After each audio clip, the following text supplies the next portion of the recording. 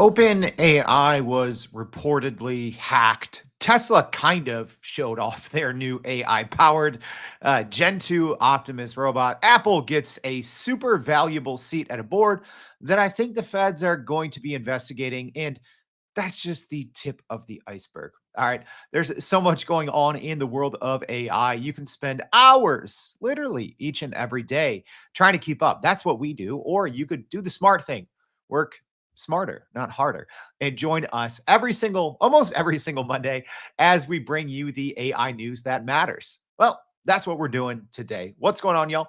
My name's Jordan Wilson, and welcome to Everyday AI. This is your daily live stream podcast and free daily newsletter, helping us all learn and leverage generative AI to grow our companies and to grow our careers. So that sounds like you.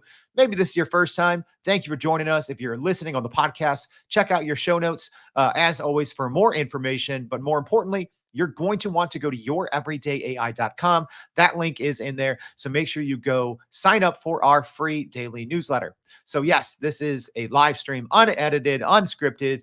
Let's go ahead and just jump straight into the AI news that matters for the week of July 8th.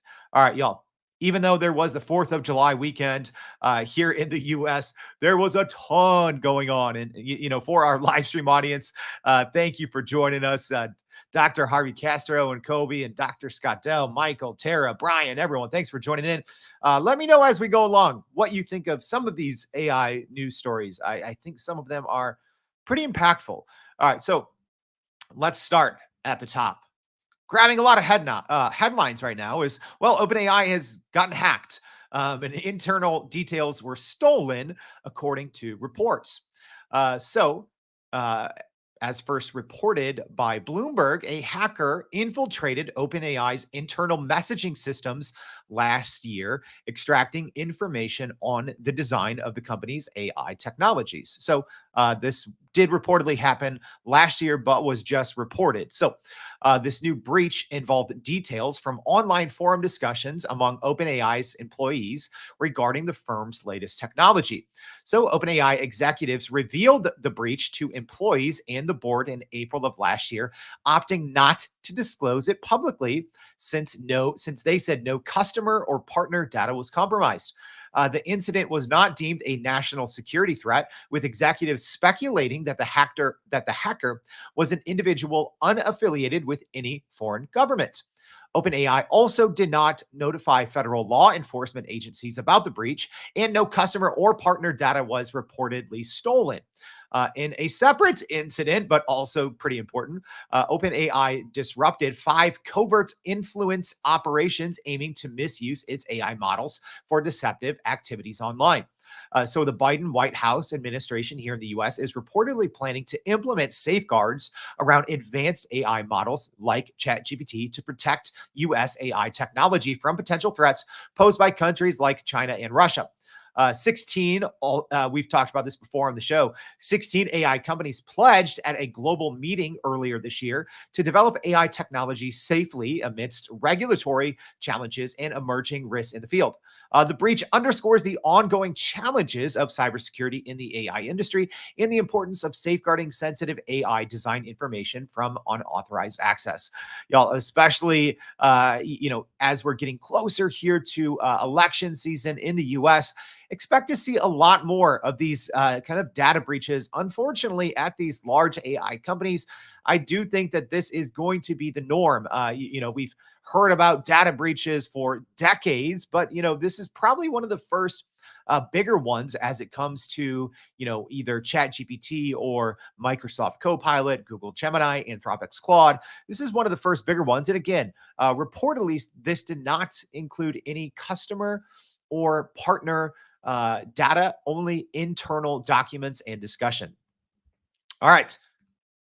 Speaking of new developments, Tesla has unveiled its second generation humanoid robot Optimus at a World AI conference. So Tesla introduced its second generation humanoid robot Optimus Gen 2 at the World Artificial Intelligence Conference in Shanghai, China. However, it wasn't really like a hands-on demo, as the newest Tesla robot, powered by a lot of AI, was behind a glass display. So Optimus is equipped with Tesla's self-developed neural network and computer vision technology, positioning itself as a versatile robot of handling capable various tasks. So Tesla's CEO, Elon Musk, projected that Optimus could potentially boost Tesla's market cap to 25 trillion US dollars in full-scale production. I'll just go ahead and say that's not going to happen. Tesla, Elon Musk is always saying some very outrageous things. I don't think that this is going to all of a sudden make Tesla a $25 trillion company anytime soon, when the most valuable companies in the world are right around $3 trillion. So some overly optimistic projections, as always, by Elon Musk. And despite the attention that Optimus has received at the event, it did not move or interact with visitors, just really more sparking curiosity about its capabilities. So more or less, dancing robot behind glass. Also, the cost. That's what everyone's wondering, right? How much is this going to cost? And when might this be released? So, well, while there's no official release date or pricing data, Elon Musk has reiterated in the past that he expects the Tesla Optimus price to be around half the cost of a car. So considering Tesla's most popular Model Y starts at about $45,000, this suggests a price point of maybe less than $25,000 or $30,000 for this new Optimus Gen 2 AI-powered humanoid robot from Tesla. So I'm not overly optimistic that we will see that $25,000 to $30,000 price point, and I'm also not overly optimistic that this is going to land anytime soon. If I'm being honest, I'd put a little more of my bet on NVIDIA backed figure. I do think the figure robot, at least the demos that they've already shown, is probably a little closer to production. And you also have to think, where are these AI powered humanoid robots going to actually be used, right? Am I going to have one in my house doing my dishes? I mean, hopefully. Gosh, I did like 3 rounds of dishes yesterday. It's like, how is that even possible? So I don't know if even the Tesla figure are going to be more geared toward home. So you do have these much more quote unquote affordable AI powered humanoid robots, more in the $5,000 range, but those are seemingly a little bit more toys.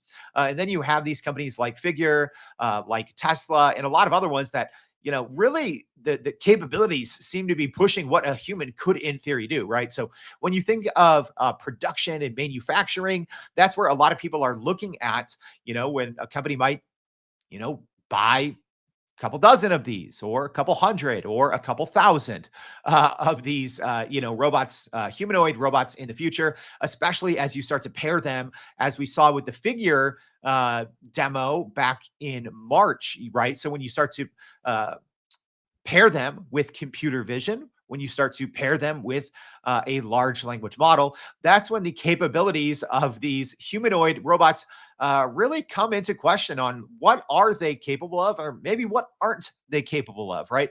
So it's pretty exciting, or maybe concerning developments, depending on your thoughts on the topic.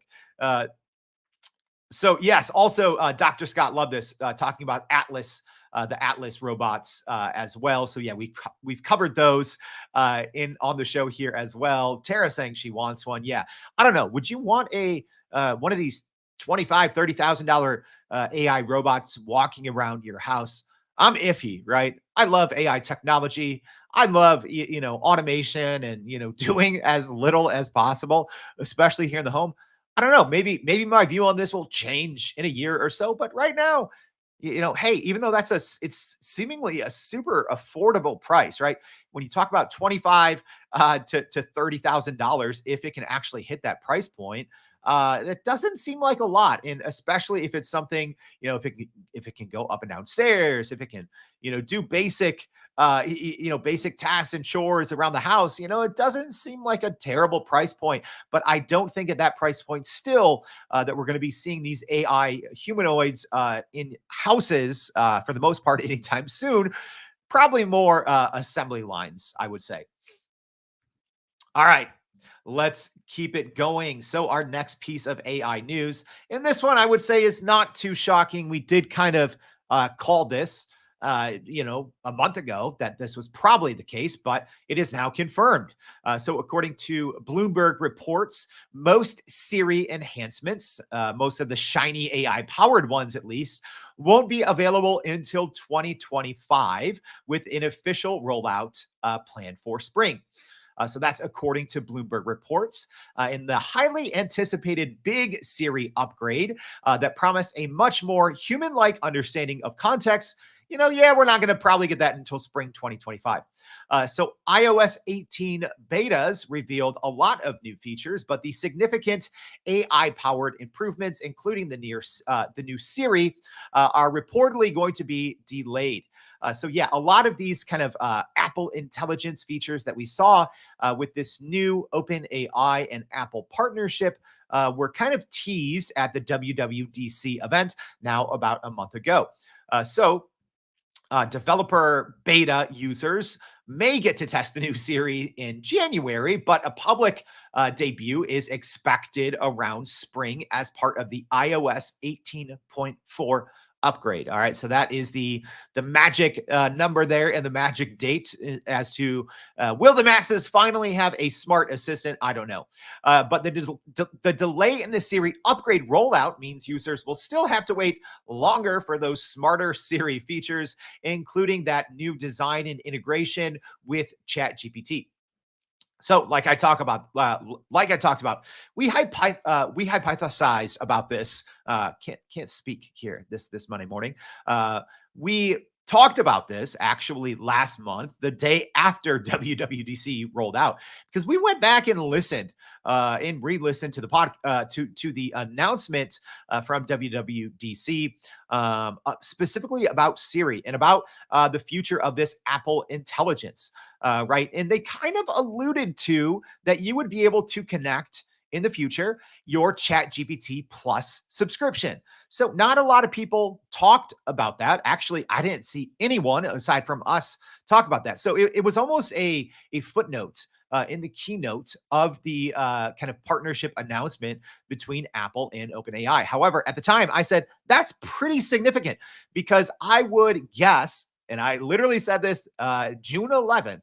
I said, I would guess that we are not going to be getting a smarter Siri this fall when this new rollout is unleashed in iOS 18, right? So that is when we will be getting some sort of AI in the new Apple ecosystem, right? So Apple did announce a couple of things. They announced their own internal large language model, which will actually just be seemingly handling a very small amount of user requests, right? So when users ask the new Apple intelligence questions, very few of them are going to be handled kind of on the internal large language model that Apple will be rolling out in its newer phones, or if you have an iPhone 15 or above. However, it seems like so many of these queries are actually just going to be sent to ChatGPT, to GPT-4 from OpenAI, and you just kind of have to click accept, which I talked about this at the time. I'm like, is this really AI on the new Apple phone?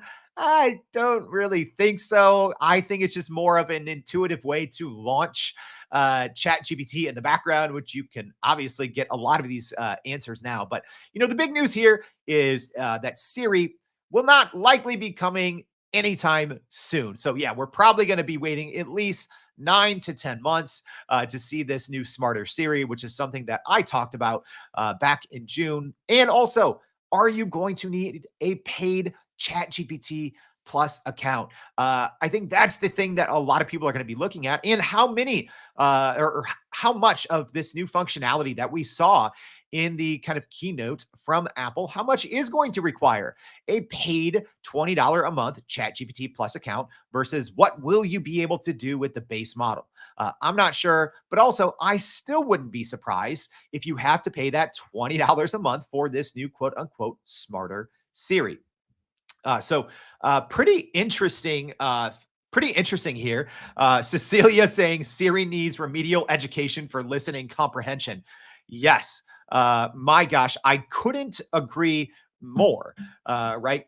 And kind of also, we've seen similar kind of delays from OpenAI. So when OpenAI had their kind of spring event back in May, so about that's probably about 8 weeks ago, they kind of teased this new GPT 4o. You know what a lot of people are calling her, right? Dr. Scott here referencing that, but this very intuitive, real time, almost live assistant, right? Which is a real shift from how we've been using large language models right now, right? So how we use them right now, it's for the most part, text inputs. You can, input a photo. You can also talk and use dictation, but that's really all it is right now is dictation, right? So right now, large language models aren't understanding our voice. However, with this new kind of Siri release that is actually just tied to the GPT 4o model, that is presumably what we will be seeing. But OpenAI did just announce last week that they needed essentially another month, right? They said, all right, yeah, we showed you this really cool new interactive, kind of creepy. It's kind of one of those things so good it's creepy.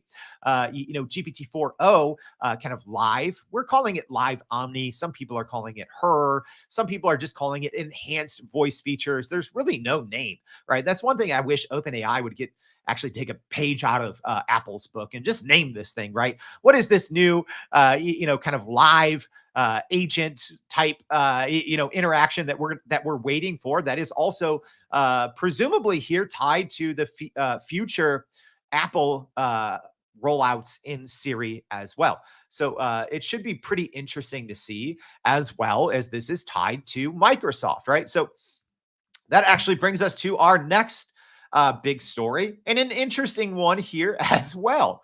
All right, so Apple has joined Microsoft as a non-voting board member at, you guessed it, OpenAI. All right, so Apple has recently secured an observer seat on OpenAI's board of directors, a move that signifies its growing involvement in the AI space. So, this position, to be filled by Apple's App Store head, Phil Schiller, allows Apple to gain insights into OpenAI's decision making process.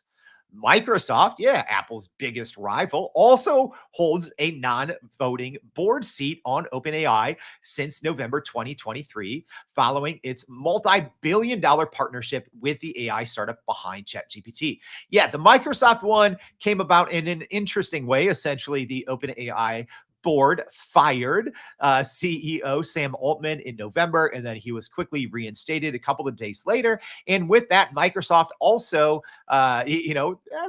presumably, like rightfully so, right? Like everyone in Microsoft stock was extremely volatile. And essentially what came out of that is Sam Altman was reinstated and Microsoft also secured a non-voting board seat. So pretty interesting here. Apple reportedly getting the same.